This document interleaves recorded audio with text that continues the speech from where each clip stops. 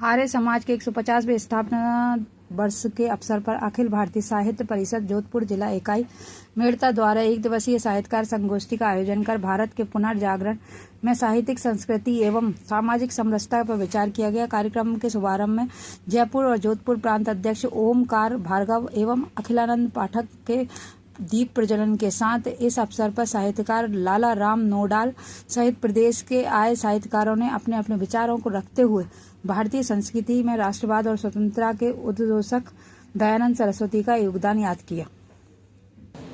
सोचने की जो स्तर है वो जब डवाडोल होता है, वो गिर जाता है, तो फिर उसको हम अलग रूप दे देते हैं। जैसे कि स्वामी जी का एक सुप्रसिद्ध दृष्टांत जिसके बाद में उन्होंने उनके जीवन परिवर्तन आया था। शिव जी के ऊपर किसी ने पर्दा चढ़ाया, चला गया और पीछे से कोई चूहे ले गए। तो ये घटना तो जानते हैं। राष्ट्र का सामाजिक बौद्धिक परिदृश्य बिल्कुल बदलता हुआ दिखाई पड़ रहा है। हम देख रहे हैं किस प्रकार से वल्लभ भाई पटेल राष्ट्र के शिखर पर पहुंच रहे हैं, किस प्रकार से बाबा साहब अम्बेडकर को महत्व दिया जा रहा है, किस प्रकार से झलकारी बाई जो है, किस प्रकार से बिरसा मुंडा उभर कर सामने आ रहे हैं। उसी प्रकार से स्वामी दयानंद सरस्वती को एक धार्मिक और एक सामाजिक महापुरुष और प्रवचन करता ही नहीं, अपितु राष्ट्रीय स्वाधीनता संग्राम के पुरस्कृता के रूप में देखा जाना चाहिए। इन संगोष्ठियों का यह एक महत्वपूर्ण उद्देश्य है। स्वभाषा, स्वराष्ट्र, स्वधर्म, स्वदेशी गोवध की समस्या, अछूतोद्धार की समस्या, अस्पृश्यता की समस्या और इस देश के होते हुए स्वाभिमान की समस्या, इन समस्याओं की ओर सर्वप्रथम ध्यान आकर्षित करने वाले कोई व्यक्ति हुए हैं वे स्वामी दयानंद सरस्वती।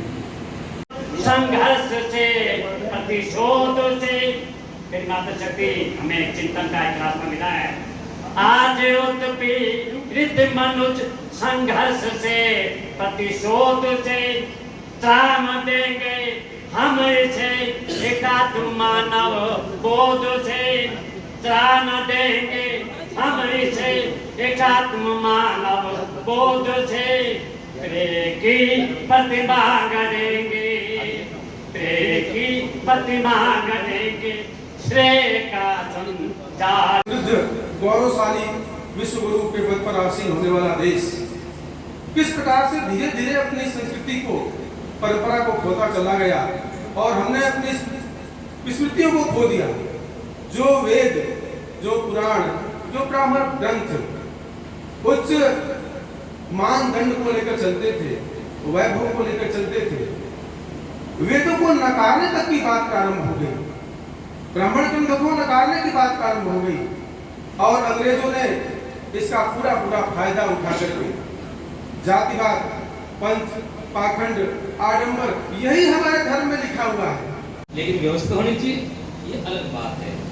और भी ऐसे उनके जीवन के कई उनकी सुधार की जो नीतियां थी।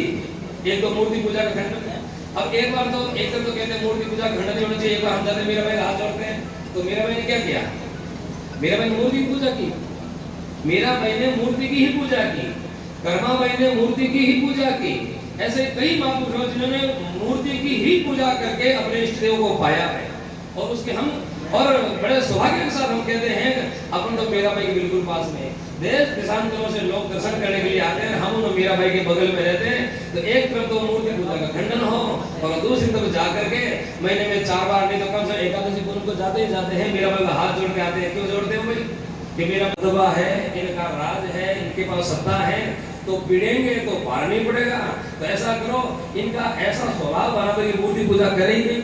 गढ़ी में देवा, गढ़ी में देवा, गढ़ी में से करे मन सेवा, गढ़ी में 5 पति 100 पंडा, गढ़ी में जाके ज्योति घंटा, गढ़ी में पाती फूल चढ़ावे, घड़ी में आत्मदेव मनावे, घड़ी में संग शब्द धन तोरा, घड़ी में प्रेम परस निज नोरा, घड़ी में गावे हरि का दासा, घड़ी में पावे। सब घट में ही करो, घट में ही भगवान है, घट में ही मूर्ति है, घट में ही पत्ते हैं, बदलेगा, क्षितिज तक सोने पहुंचेगा, सोम दिन मान बदलेगा। विवादों में उलझ कर कीर्ति माँ की मत करो धूमिल, विवादों में उलझ कर कीर्ति माँ की मत करो धूमिल। हिंदी की करो पूजा, हिंदुस्तान बदलेगा, हिंदी की करो पूजा, हिंदुस्तान बदलेगा। तो मैं चाहती हूँ कि जो भी हम आज हिंदी से रिलेटेड अभी इकट्ठे हुए, जब तक हम अपनी भाषा का उत्थान नहीं कर पाएंगे तब तक हम शायद आगे नहीं बढ़ पाएंगे।